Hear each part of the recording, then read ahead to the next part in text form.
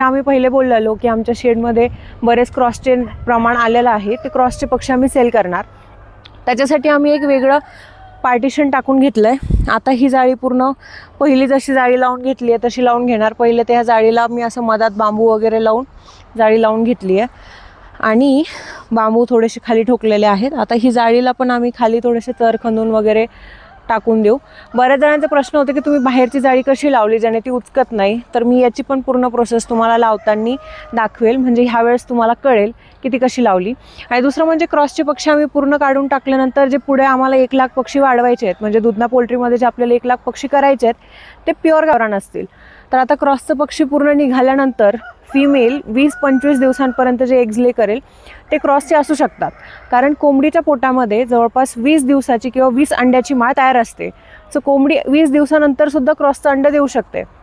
म्हणून आपण 20 दिवसांपर्यंतचं अंड नाही घेणार. तिथून पुढचं जे अंड निघेल ते अंड आपण हॅचिंगसाठी युटिलाइज करणार. बरेच जण हे पण बोलत होते की तुमच्या कोंबड्यांचे पंख निघतात. सो त्याचं कारण तेच आहे की नराचं प्रमाण जास्त झालं आहे, तर आम्ही नरसुद्धा याच्यामध्ये टाकणार आहे. नर क्रॉसचे जास्त आहेत, सो आम्ही नर सगळे इकडे टाकणार आहेत आणि मग ते सेल आउट करणार आहे. तर आपले पूर्ण प्युअर गावरान होतील.